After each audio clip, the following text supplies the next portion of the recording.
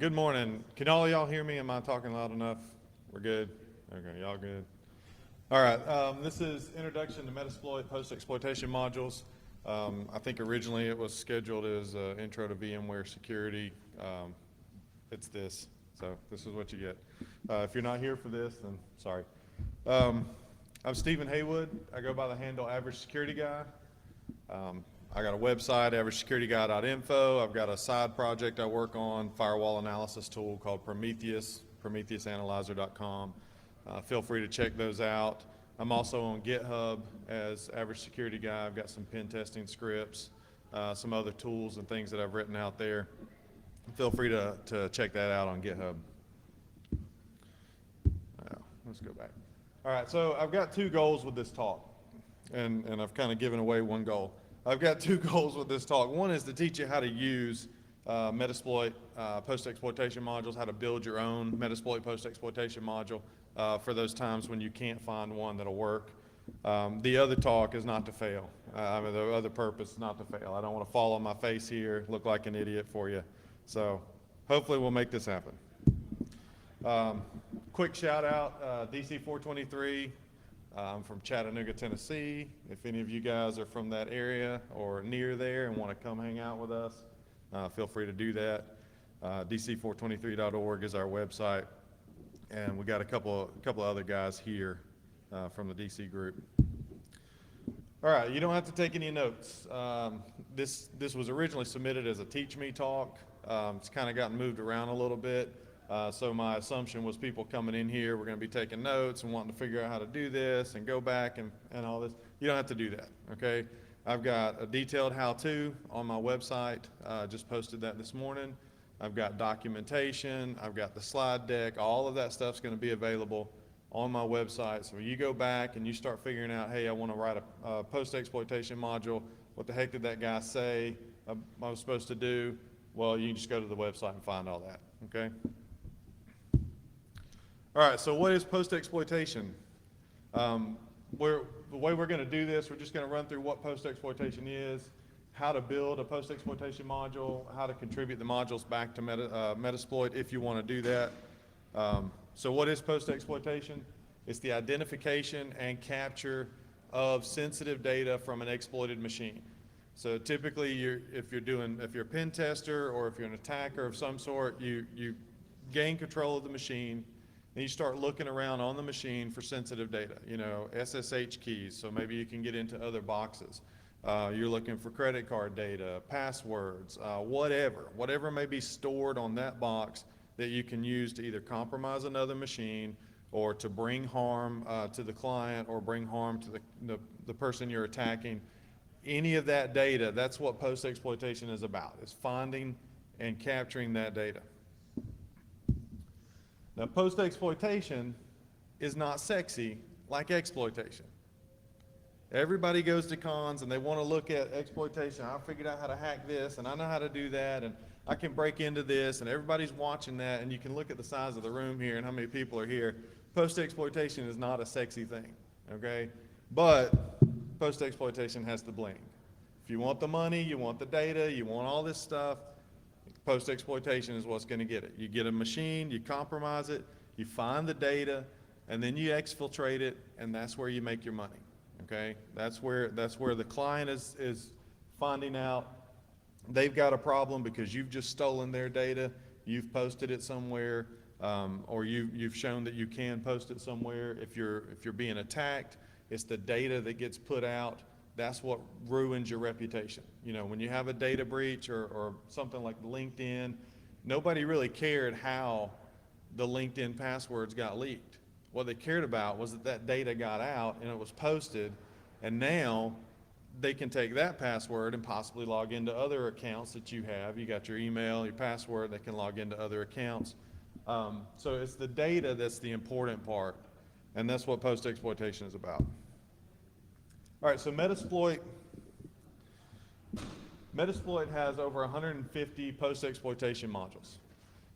They've got things for Windows, they've got them for Linux, for Solaris, for different pieces. The bulk of it is for Windows because that's what most people are attacking. That's the systems that are in use in most places.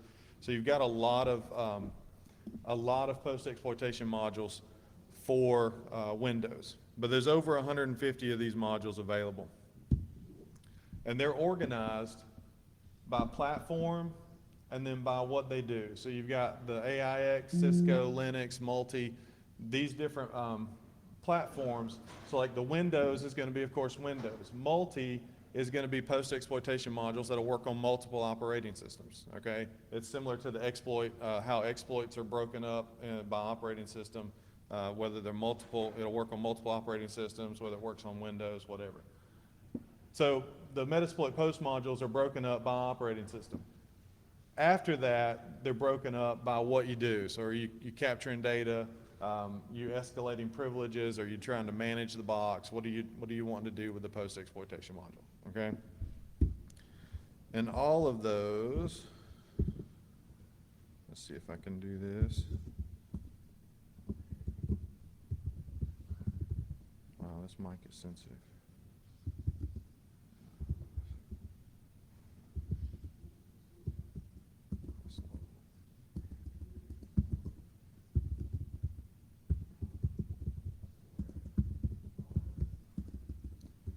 My typing is not the best. Okay, so all of these are in the MSF3 modules post. Sometimes this is on Backtrack. Sometimes when you download the framework, the top level directories are a little different for the names, but it's always going to be in the MSF folder modules post. And so you've got the Windows, Solaris, OS X. If we go down into Windows, you've got capture, escalate, gather. All right, so inside gather, you've got this whole list of modules that you can use. We can enumerate the computers that are on the system. We can enumerate domains that are on the network. We can enumerate files, smart hash dump. This is a typical one. Once you've exploited a box, you'll use smart hash dump to dump out all the Windows passwords. It'll dump the hashes. There's another hash dump, hashdump.rb. It works on 32-bit Windows. Smart hash dump actually works on 64-bit. So like if you have 2008 64-bit, there's a trick to getting those hashes out, and smart hash dump will do that. You can enumerate domain groups, so like enum domain group users. If you're in a process, you've already taken over the box, you've migrated to a process that's running as a particular user, you want to know if this user is in the domain admins group. You can say I want to enum domain group users, give it a name of a group, and it'll pop up and say, okay, here's the list of domain admins. You are one of these, or you're not one of these. You know, or you can ask, am I a member of whatever domain group, and it'll let you know. Okay, so there's different modules in here that are useful once you've compromised the box. Screen Spy, that's going to do screenshots on a regular basis. It'll take screenshots, store them in your loot folder, and we'll talk about the loot folder later. But it'll store those in there. There's actually some stuff in here for forensics, which is pretty interesting. Imager.rb, if I'm not mistaken, that one you can actually do a DD image across your interpreter session. So you've compromised the machine. I want to do a DD image of the box, take it back across your session. So there's a lot of good stuff in here for post exploitation and for taking over. You know, once you've taken over the box.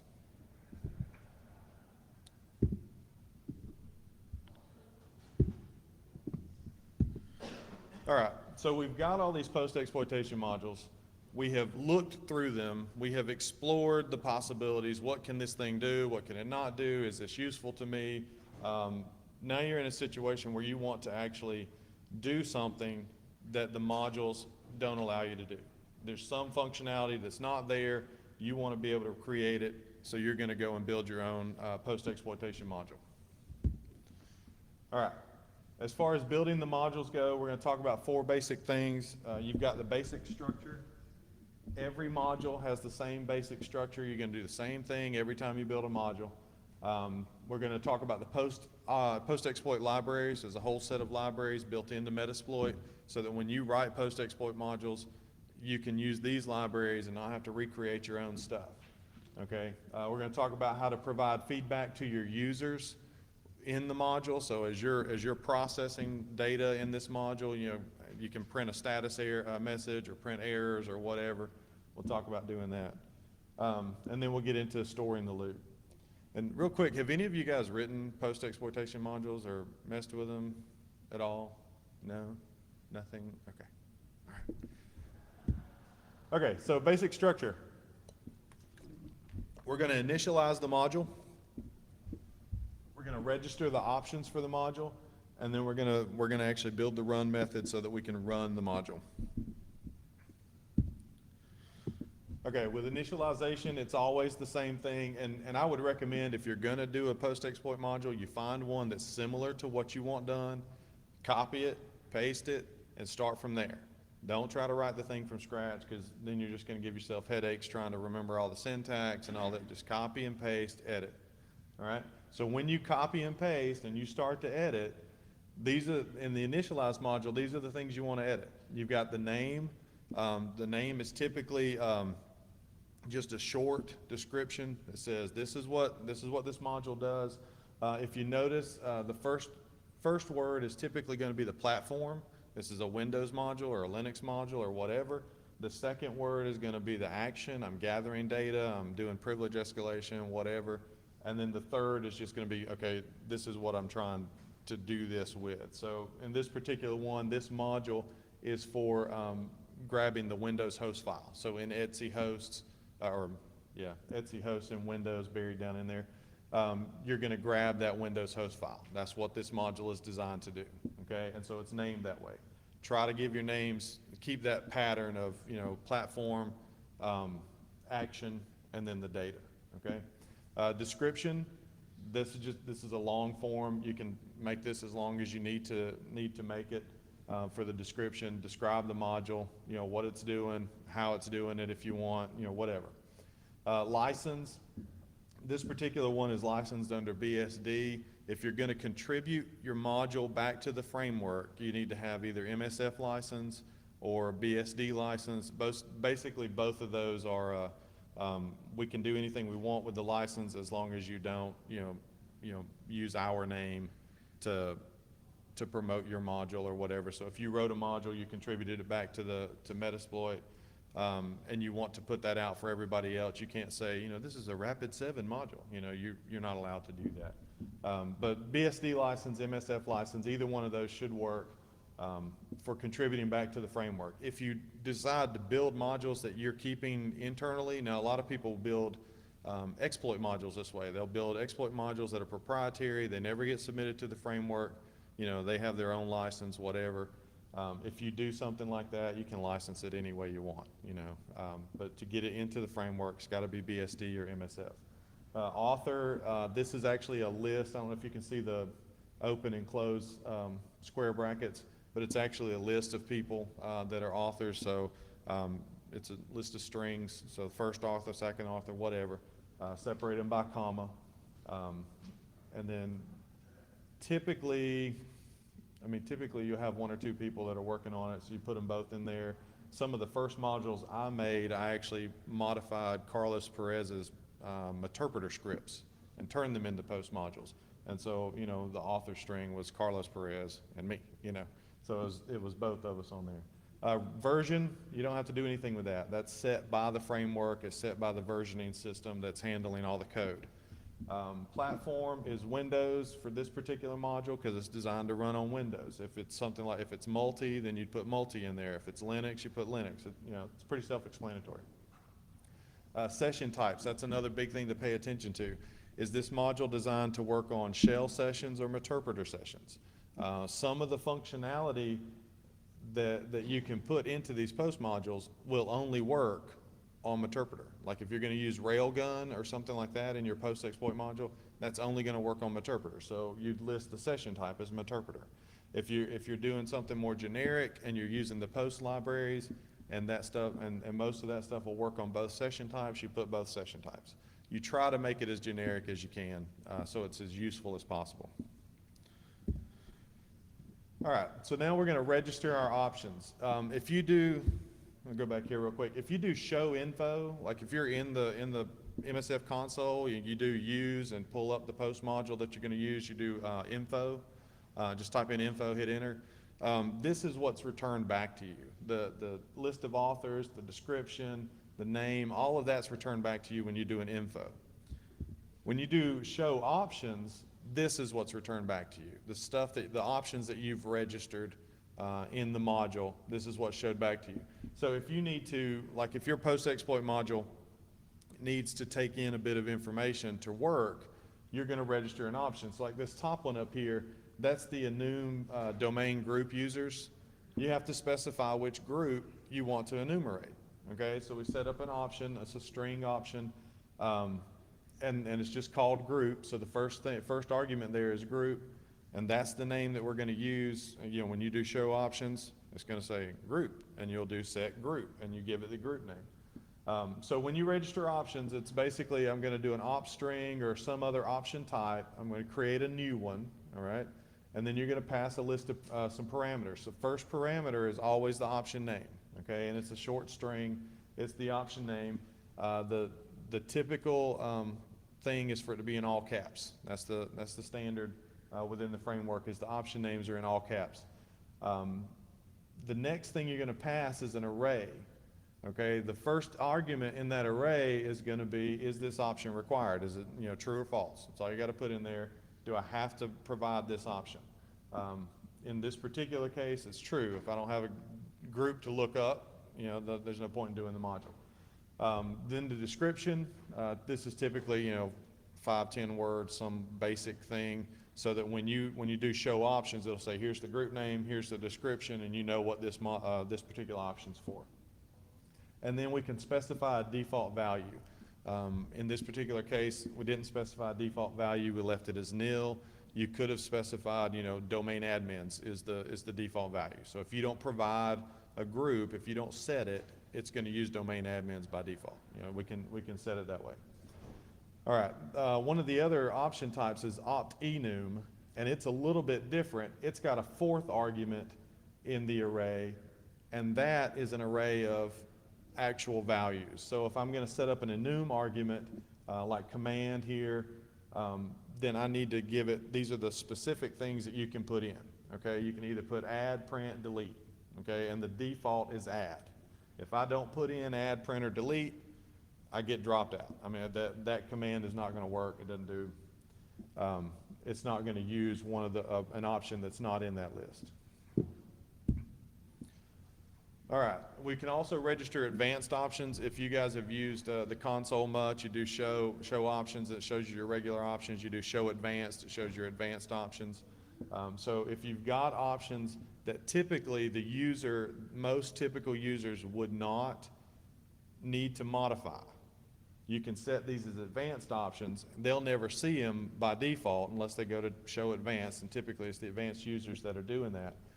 So if you've got options that you want some users, your advanced users, to be able to use, but your typical users you don't want them to use, then you can do register advanced options.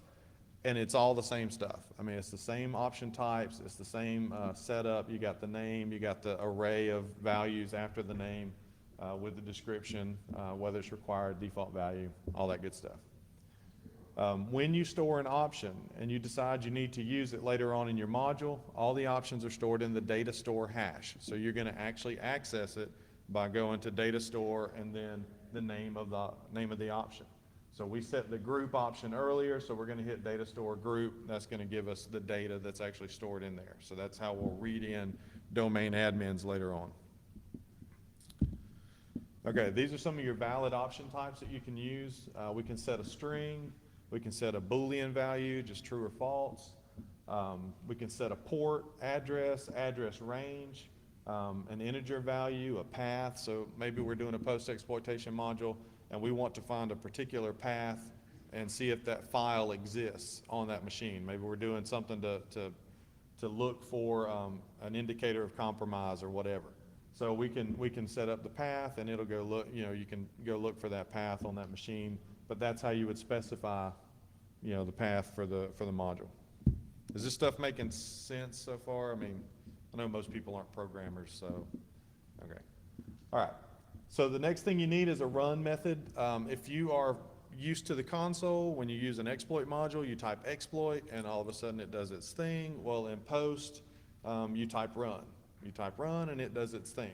Well, you have to define the run method to actually make it run and do its thing. Now you can define any other method you want. Like this particular one, this is an ARP scanner. So it actually does, once it's on the machine, it'll do an ARP scan from that machine to everybody that it knows about, so you can actually enumerate machines that maybe you didn't see from your perspective on the network. So this thing, all it does is says, hey, I'm running this scan, and then I'm going to call the ARP scan method to actually do the work, okay? So you have to have a run method. You can have as many other methods as you need to process your data, to organize your code, whatever, but you have to have a run method. All right, so we got the post libraries.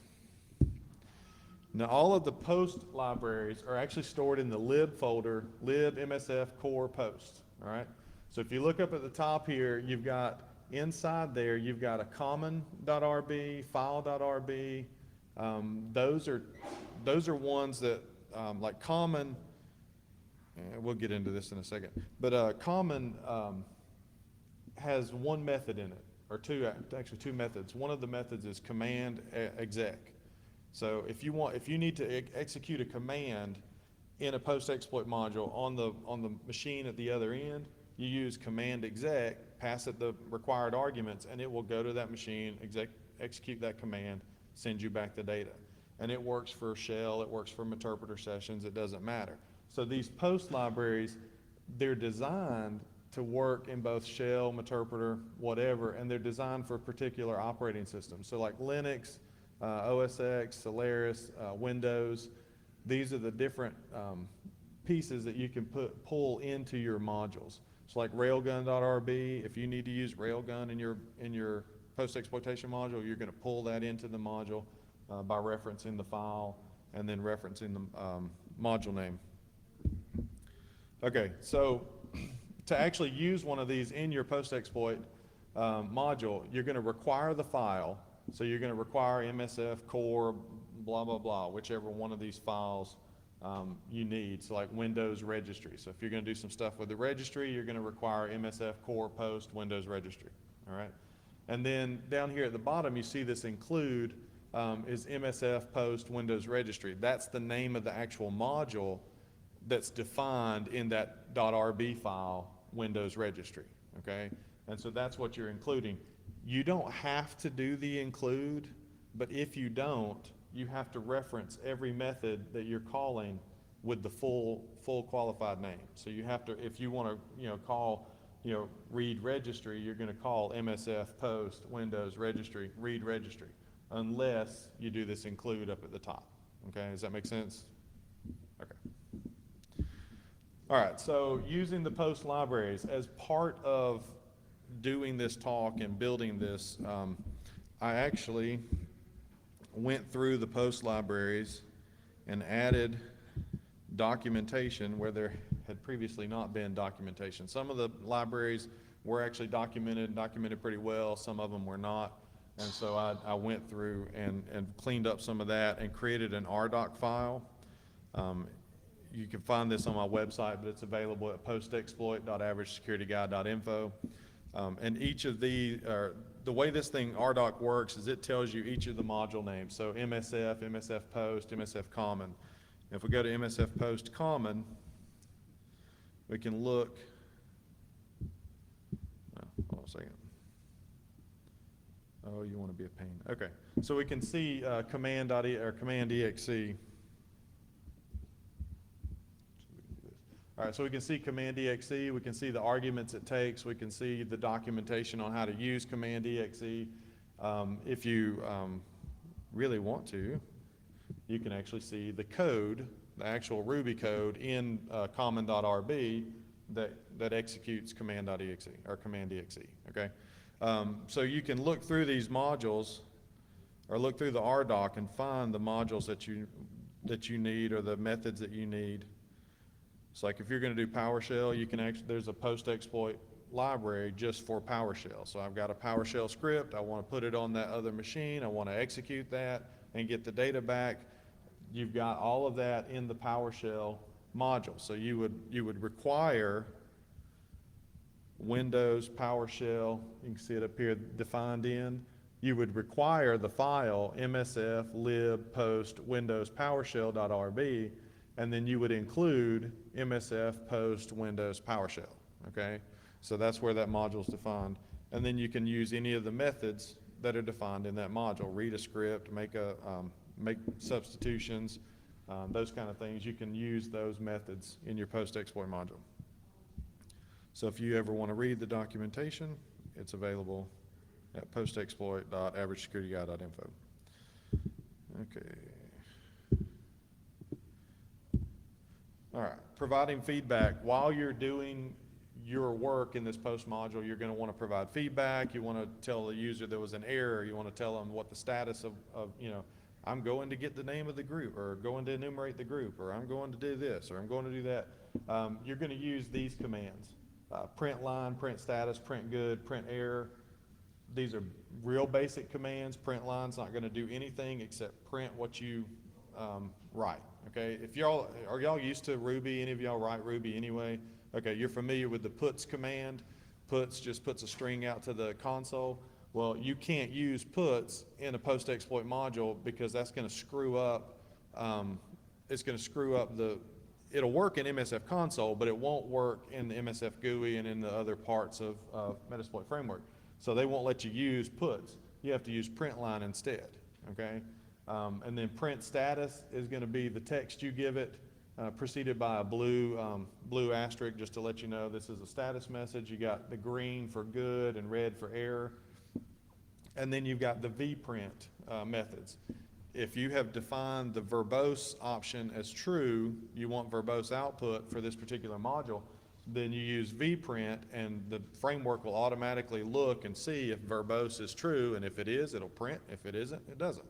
So if you've got, I've got a couple modules that I've written where, I give you some regular status updates, and then for verbose, I'm giving you some extra information that you may or may not want. So that's how you provide feedback to your user in the module. And this is I just pulled this from one of the post-exploit modules. You can see we're grabbing a piece of data out of the data store. If that data is there, if that option was set, then it'll print that status. If it was not set, or if there's something else, it's going to print an error. And then just providing that feedback to your user to let them know what's going on. All right, so the next thing we got to do is we got to store the loot. Okay, as you're doing post-exploitation, the whole point of post-exploitation is to find data and capture it. Well, here's the capture part. We're going to store the loot. Technically, you can just write your data straight to a file if you want. I mean, this is a Ruby module, or it's a Ruby code, so you could do, file, write, blah, blah, blah, put it straight to a file if you want. The better way to do it is to store the loot. There's a method called store loot, and what it does is it takes every bit of the data you did, puts it in a particular place, and then it automatically updates the database so that when you show database or look through your database, you can see the loot that you've gathered. Okay, it'll index it for you. All right, so the first argument is the loot type, L type. It's really just a 2 to 3 word string. It's typically separated by periods. This particular one, this is where he's gathering the host file off of Windows. So he calls it host config. The data is MIME type of text plain. You could have a MIME type like for the screenshots. You might have a MIME type of JPEG or a MIME type of application octet stream, whatever. Typically, it's going to be plain text. So you'd specify the MIME type of the data. Session, you don't do anything with. That's defined by the framework, and it keeps track of what interpreter session you were in when you gathered this data. Buffer is the actual data you want written to the loot file. Okay, in whatever form, it might be an array or it might be whatever, but that's what's going to be written out. And you're going to write it out as a string. So maybe if you gathered it all up as a table or as an array of some sort, you're going to put that array to string, and it'll write it out to the file for you. And then the next here is the name of the file you're writing. This is not the name that that Metasploit will use to name your file. This is like if, in this case, the guy's capturing host.e or Etsy host off of Windows. So I've captured the host file. That's what he named it, okay? This can actually be nil. If you set it to nil, it just doesn't set the value at all. And then this last line there is the info. That's what actually shows up in the database. When you index this stuff, that actually shows up in the database and describes the file for you so you know what data is in it. When you do store loot and you call this, you're going to get a path back. It's going to be the full path. Typically, your loot is stored in .msf4/loot, whatever. There's a file name there. And the file name is actually is a conglomeration of some of the data here that you're passing in as an argument. So always store the loot. You can write to a file if you want, but the better method is to store to the loot. Okay, side note, this is actually a trick that I learned here at this conference. Carlos was showing me this. I had no idea you could do this, and hopefully this will work. So when you're actually editing your module, okay, so you're going to build this post-exploit module. You're going to make a little tweak. You're going to want to run the module, make a little tweak, run the module. You're going to go through this back and forth, running the module and tweaking it. Okay, so in the console itself, you can reload a module. Okay, you've got the option to reload. So as you're editing, let's say your particular editor, you use Nano or Gedit or VI or whatever. You go and open your module in there and you can edit, and then you can reload the module when you're ready. So it's just,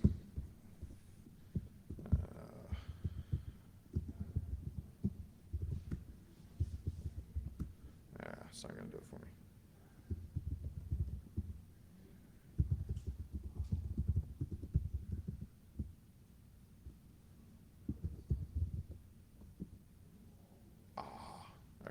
I screwed it up, but basically it's the reload command. You can reload the module. I think this is on my website, so even though it didn't work here, you can see the documentation on the website. If it's not on there, I'll make sure it gets on there. But you can reload, so like you go out and edit, you can reload. One of the other tricks I learned is we can load the editor plugin, and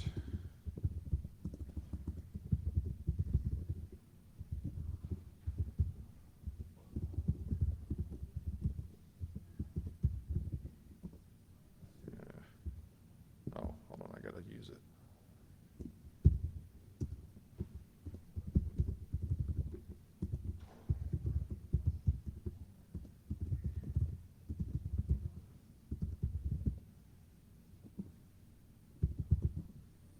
All right, so we can type edit on the command line, and it'll bring up whatever editor you have defined in your environment. So like if you got the environment variable editor defined, it might be VI, Nano, whatever. It'll bring that up inside the console. And so now we can, and I don't remember if I've got VI or Nano in here, so we're about to find out. VI, okay. So now we get back to the MSF console, and if you use load editor, it actually reloads the module for you by default. So it'll go through that reload after you've made the change. So that's a neat little trick that I had not seen before, and I was glad to learn it. Okay, so editing modules. All right, now you've done all this work. You want to give it back to the community. You want to help other people. How do we do that? First thing you need to do is read the guidelines on the Metasploit, Rapid7 Metasploit framework GitHub account. There's 3 or 4 files there. There's the acceptance guidelines, the style tips, and then the Metasploit development environment. Those basically show you how to set up your Metasploit development environment, what you need to do to get that ready. They also have documentation on, do things like don't use puts, use printline instead, or do tabs instead of spaces, or these different style tips that you need to know when you're submitting these things submitting the modules. If you don't follow the style tips, you're going to get rejected on your module. It's just the way it is. And they'll tell you to fix it or whatever. Okay, so you have to have a GitHub account to do this. If you're going to contribute to Metasploit, you have to have a GitHub account. If you don't have a GitHub account, it's easy to set up. Just go to github.com, set it up, and then they've got a whole boot camp thing. I've got a link to it on the website, but they've got a boot camp. They'll show you how to set up, install GitHub on your Windows or Mac or Linux machine. It'll show you how to do all that stuff. If you use Backtrack, Git is already set up in Backtrack, and so all you have to do is have your account, and then you configure Git with your account information, and you'll be good to go. But you're going to log into GitHub, and you're going to fork the Rapid7 Metasploit framework repository. Please pay attention to the Rapid7 part. There are a lot of Metasploit framework forks already out there. There's like a couple hundred of them where people have forked off the framework. You want the Rapid7 one. That's what you're going to work off of. So you fork the Rapid7 framework, and then you clone that repo. It'll build a new repository in your GitHub account, and then you clone that repository to your development machine. All right, now typically when you're developing modules, I forgot to mention this earlier, but most of the time when you develop modules, you're going to place them in .msf4/modules/post, which is in your home directory, okay? And Metasploit will load them for you from there. Well, for the framework, you actually have to move that module from your post module in your home directory into the appropriate place in the framework. So under Windows, gather, or Linux, gather, whatever. So you move your code into the appropriate folder under modules post, and then you commit your code, and then you push your code back up to your repo. And then you'll go back to GitHub and to the Rapid7 Metasploit framework, and you actually submit a pull request, okay? I'll show you one thing here. Commit your code. When you commit your code, or when you do a pull request, the first line of the commit should be no more than 50 characters. Or the first line of the pull request should be no more than 50 characters, okay? Then there's a blank line, and if you need to add any other information, you hard wrap that at 72 characters. So you hit enter and go to the next line, and you type until you get to 72 characters, and you hard wrap it at 72 characters, and it works better inside the Git framework. Like when they're actually looking at the diffs and looking at the commits and all this stuff, they can see it better when you hard wrap it at 72 and you have the 50 lines on the first 50 characters on the first line, and it's part of the requirements. Okay, so what we tried to do today, hopefully we learned what post-exploitation was, how to build a post-exploitation module, and then how to contribute that module back to Metasploit. Again, remember, all of this stuff is available in detail, averagesecurityguide.info. There is a link at the top that just says post-exploit. Follow the link. It'll get you the slide deck. It'll get you the, and actually it gives you the PDF of the slide deck with all my slide notes.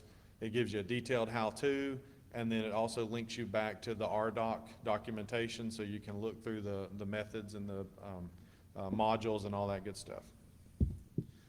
Any questions? I'm going with no.